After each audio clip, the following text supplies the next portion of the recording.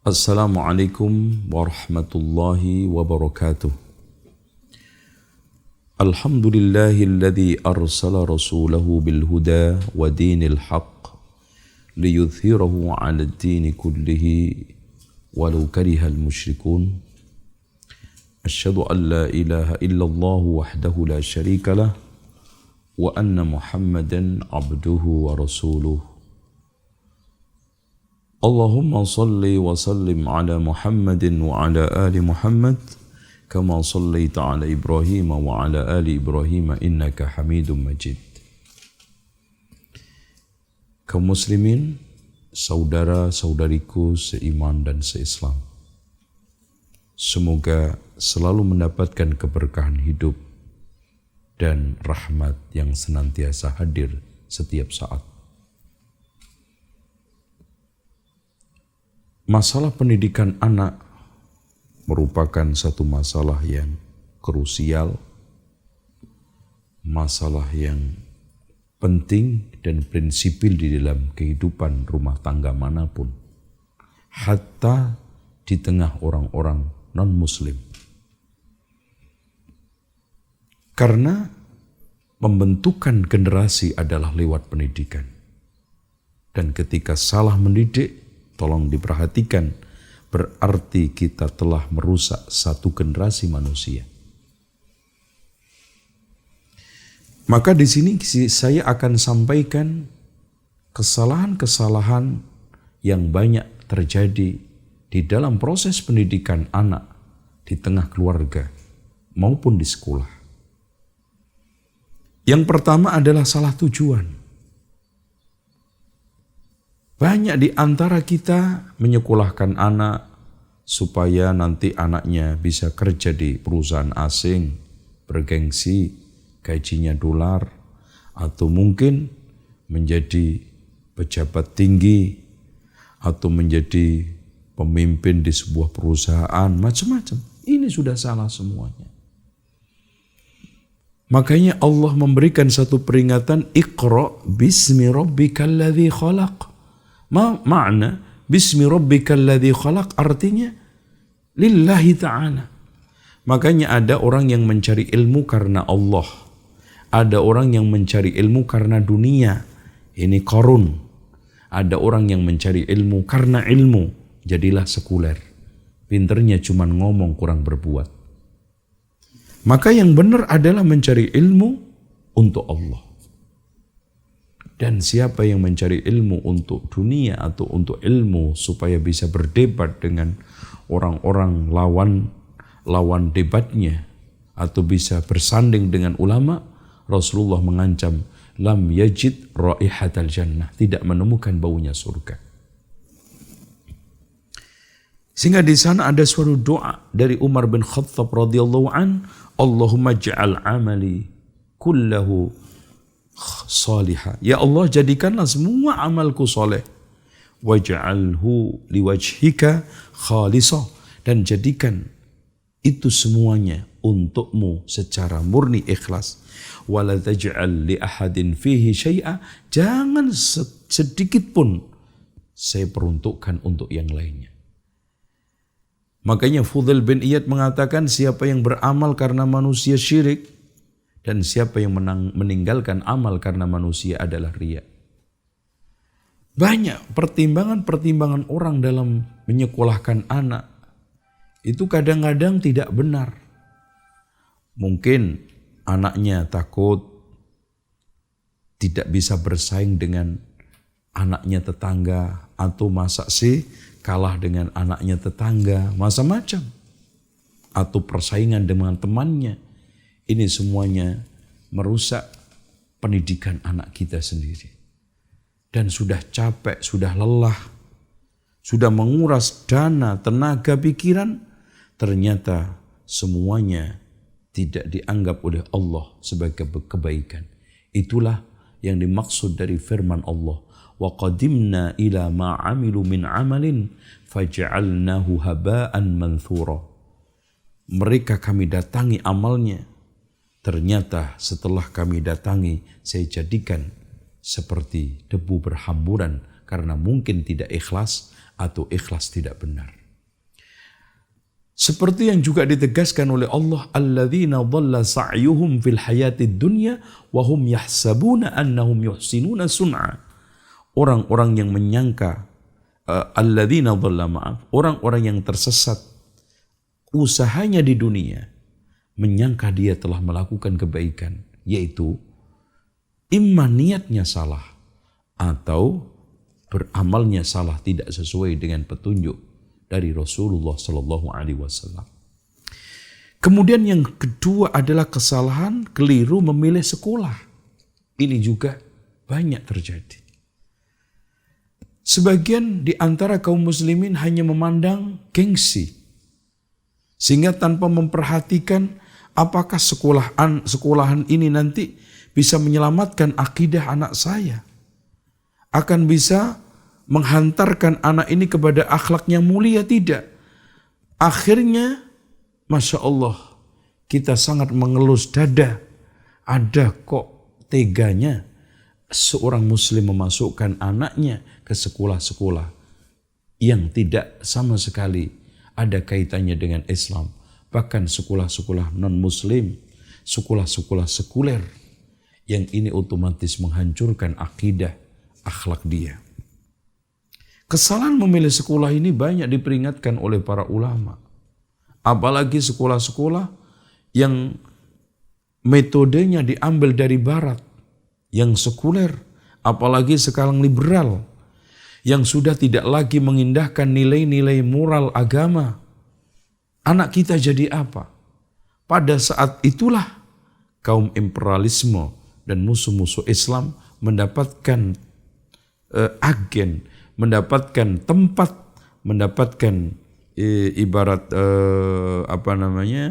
kalau bisa kita katakan teman untuk menebarkan virus-virus syubhat dan berbagai macam penyesatan di tengah kaum muslimin atas nama Islam itu sendiri.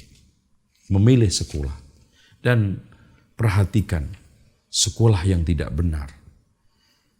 Sekolah yang benar saja atau sekolah yang mungkin kita anggap itu minimal bisa kita gunakan untuk tempat sekolah anak kita. Latar belakang anak yang sekolah itu macam-macam.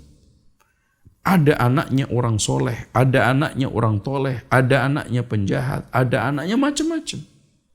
Apalagi ditambah guru-gurunya yang akidah, akhlak dan berbagai macam pemikiran-pemikiran Islamnya yang bervariasi.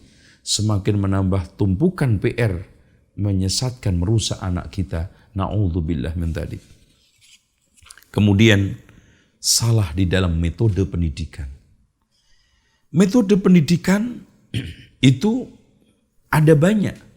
Ada metode ketegasan.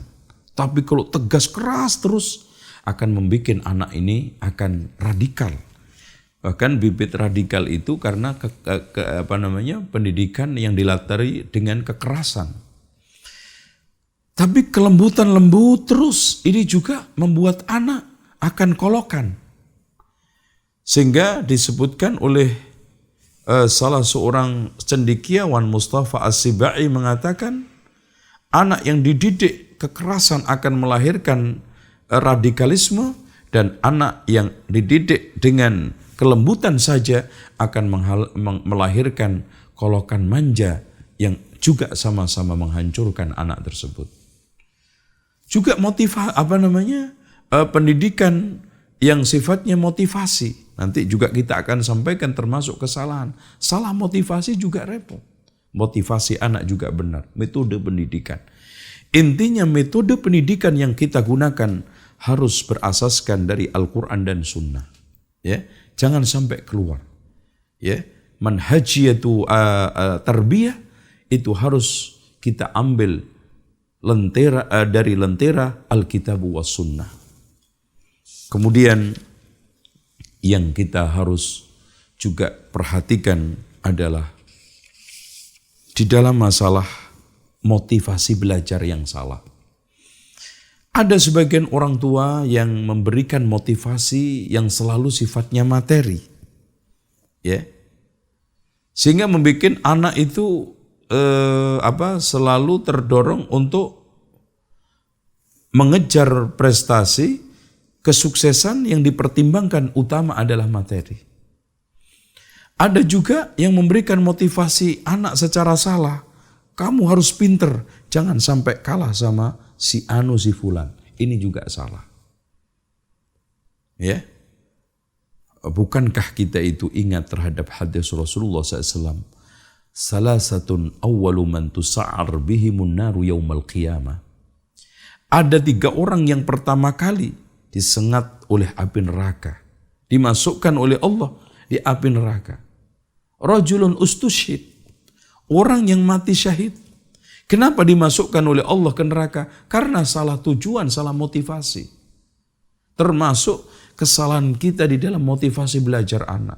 Suruh tahfidz Al-Quran supaya menang di musabaqah tilawatil Quran. Salah. Memotivasi anak, nanti kalau kamu berhasil, saya akan ajak jalan-jalan ke tempat ini itu. Benar, terkadang anak harus kita motivasi dengan hadiah-hadiah sifatnya materi. Tapi jangan terus ke sana. Sesekali materi, sesekali ibadah, sesekali kita setelah sukses anak itu, kamu nanti saya akan ajak jalan-jalan ke rumahnya, ulama, ustadz, kita ajak umroh. Ini motivasi yang membangun. Ada sifatnya jasmani, ada yang sifatnya rohani, bahkan ada yang sifatnya membina, membentuk kecerdasan. Sehingga di sini akan merata. Termasuk juga ada kesalahan di dalam mendidik adalah salah di dalam memupuk kreativitas. Ada di antara orang tua membekali kreativitas anak salah. Anak didorong untuk belajar musik, jadi musisi. Ya. Sementara kita sudah tahu hukumnya. Ya. Al-Quran telah mengomentari lahwul hadis, para ulama ahli tafsir adalah apa? Musik. Dan Rasulullah SAW mengatakan, sayakunu fi ummati aqwamun yastahilluna al-hirra wal harir wal khamra wal ma'azif. Akan muncul di tengah umatku ini sekelompok kaum yang menghalalkan zina, sutra, khamr dan musik. Bahkan sebagian orang tua itu bangga kalau anaknya sampai bisa tampil di televisi, menjadi gitaris, ya. Itu kebanggaan mereka. Sampai-sampai dengan telatennya, sabarnya mereka menghantarkan ke pelatihan sinetron. Sampai nginep-nginep, itu bangga. Ini termasuk salah di dalam membentuk kreativitas anak. Bukankah kita itu faham hadis Rasulullah? Sayakunu fi ummati aqwamun yashrabuna al-khumura wa yusammunaha bighairi ismiha wa yu'zafu ala ru'usihim bil ma'azif wal qainat wa yakhsifu bihimullahu ta'ala al-arda wa ja'ala minhumul qiradata wal khanazira. Hadis ini diriwayatkan oleh Imam Ahmad. Kata Rasulullah, akan muncul di tengah umatku sekelompok kaum yang meminum khamr dan memberi nama bukan namanya. Kemudian berjoget ria semalam suntuk diiringi musik dan bidu wanita. Kemudian ditenggelamkan oleh Allah ke dalam bumi dan yang masih hidup dirubah mukanya, bentuknya dengan monyet sama babi. Na'udzubillah. Ada lagi yang memotivasi anaknya untuk menekuni kreativitas, umpamanya tata busana. Tapi busana-busana yang tabarruj. Wah, bangga kalau sudah busananya itu dipakai oleh Miss World. Seneng kalau bisa tampil di TV, dipajang, ya dipamerkan. Padahal itu sesat menyesatkan, ya, membikin berapa ribu wanita tenggelam ke dalam tabarrus gara-gara pakaian itu. Ini juga salah. Oleh karena itu intinya itu hanya contoh. Masih banyak kreativitas yang ditanamkan kepada anak secara salah, bertentangan dengan syariah. Padahal kreativitas yang mubah, bahkan itu baik untuk agama, umat, itu seamrek. Contoh aja, melukis. Kenapa kita motivasi anak kita melukis gambar makhluk? Padahal ada peluang-peluang melukis yang masih laku keras, yang masih ada pasarnya, yang tidak harus melanggar syariat Allah Subhanahu wa ta'ala. Termasuk juga kesalahan di dalam mendidik anak adalah kurang konsisten. Di antara orang tua ada yang kurang konsisten di dalam mendidik anak. Contoh konsisten di dalam keteladanan. Ya, anak itu sangat cerdas loh melihat langkah, omongan, dan tingkah laku kita. Jadi oleh karena itu jangan sampai kita melakukan hal-hal yang sifatnya kontradiktif dan pertentangan. Yang Allah sendiri menegur, ya ayyuhalladzina amanu lima taquluna ma la taf'alun kabura maqtan indallahi an taqulu ma la taf'alun. Apa kita tidak takut buah hati kita, belahan jiwa kita yang hancur gara-gara kita tidak memiliki keteladanan? Menampilkan satu sikap yang kontradiktif. Kita suruh A tapi kita melakukan B. Kita sekarang suruh melihat warna putih tapi kita melihat warna hitam. Kita suruh anak kita sholat, kita nggak sholat. Kita suruh anak kita untuk menjadi anak soleh, kita ternyata menjadi orang yang Masya Allah ya, jauh dari kriteria soleh. Ini semuanya menghancurkan anak kita. Rusak dan merusak anak kita. Dan ini harus dihentikan karena Rasulullah Subhanahu wa ta'ala menegur kita, atamuruna an-nasa bil birri wa tansawna anfusakum wa antum tatluna al-kitab afala ta'qilun. Apakah kamu memerintah orang tentang kebaikan sementara kamu melupakan diri kamu sendiri, padahal yang baca kitab itu kamu? Apakah kamu tidak berpikir? Rasulullah SAW juga memberikan suatu kritikan pedas terhadap orang yang macam seperti ini. Di dalam sabdanya Rasulullah mengatakan, mathalul ladzi yu'allimun nasal khaira wa yansa nafsahu kamathalil qatilah tudhi'un nasa wa tahrik nafsaha. Ya. Perumpamaan orang yang mengajarkan kebaikan kepada orang lain melupakan dirinya sendiri seperti lilin untuk menerangi orang lain dengan membakar dirinya sendiri. Na'udzubillah. Anak kita, buah hati kita, belahan jiwa kita, kebanggaan hidup kita, jangan sampai kita hancurkan dengan tindakan kita yang ceroboh, yaitu apa?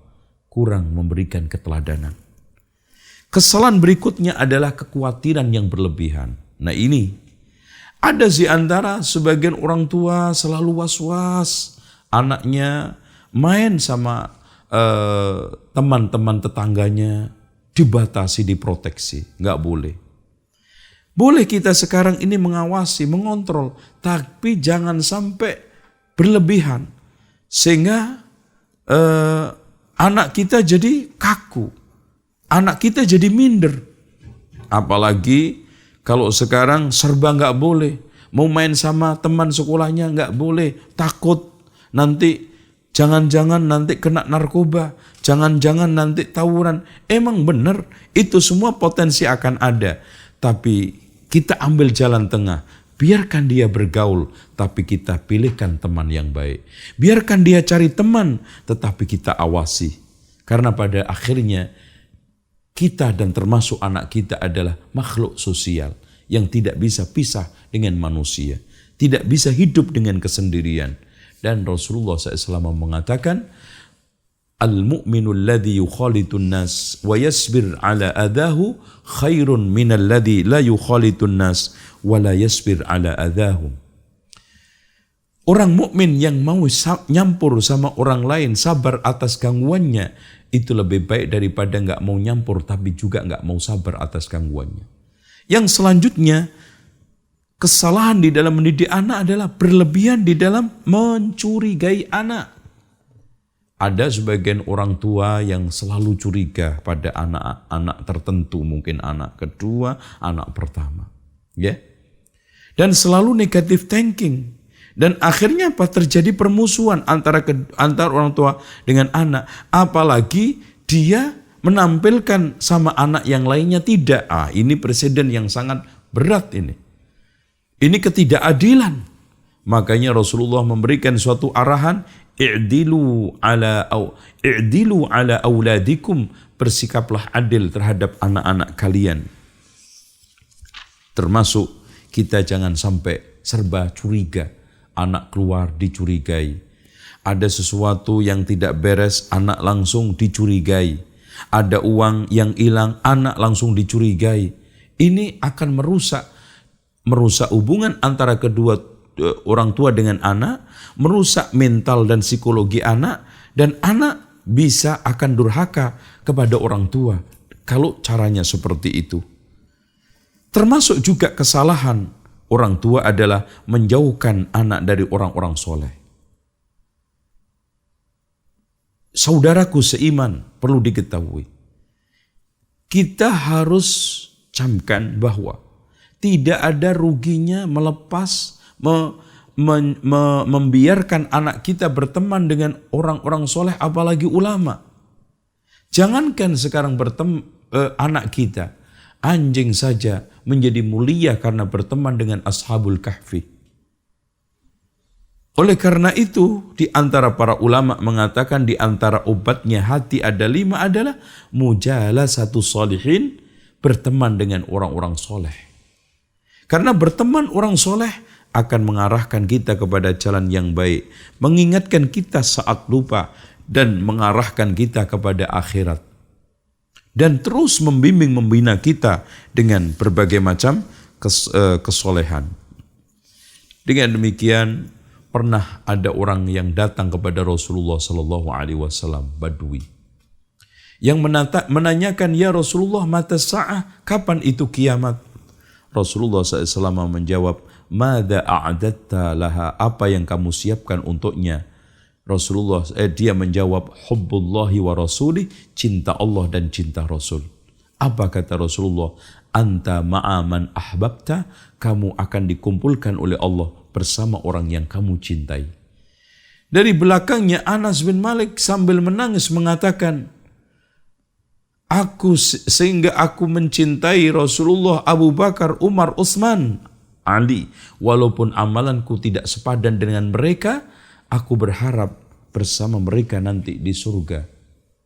Inilah dan selanjutnya, termasuk kesalahan di dalam mendidik anak adalah mendidik anak dengan kekerasan. Kekerasan terhadap anak merupakan suatu hal yang sangat tidak bagus, memberikan dampak negatif dan cacat psikologi, bahkan bisa seumur hidup. Trauma yang tidak mudah hilang.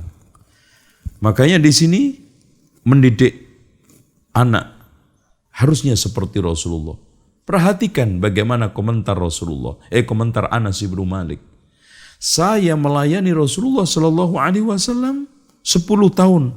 Beliau tidak pernah memukulku, tidak pernah menghinaku, dan tidak pernah bermuka masam terhadapku. Ini pendidikan yang baik. Sehingga Abu Darda berkata, Rasulullah pernah berwasiat kepadaku dengan 9 wasiat.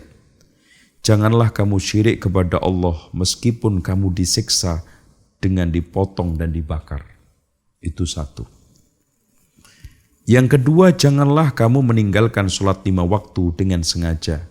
Karena siapa yang meninggalkan sholat 5 waktu dengan sengaja akan lepas dari jaminan Allah.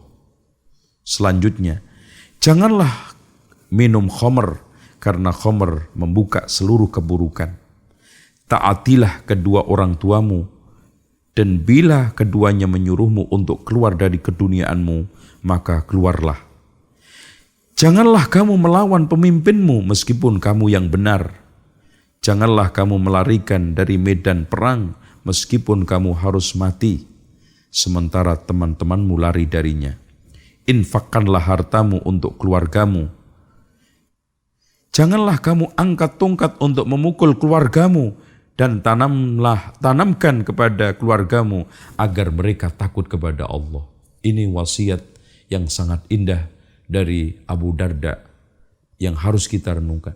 Jangan angkat tongkatmu untuk memukul keluargamu. Dan ajak keluarga kamu untuk takut kepada Allah Subhanahu wa ta'ala. Demikianlah tentang beberapa kesalahan yang sebetulnya masih banyak seputar masalah pendidikan anak. Mudah-mudahan kita semua bisa sabar, tekun, dan istiqomah mendidik buah hati kita, belahan jiwa kita yang kita sudah ikrarkan lewat doa kita. Rabbana hablana min azwajina wa dhurriyyatina qurrata a'yun waj'alna lil muttaqina imama. Itu adalah hasil akhir dari pendidikan kita, mencetak generasi yang muttaqin. Wallahu a'lam bissawab. Wassalamualaikum warahmatullahi wabarakatuh.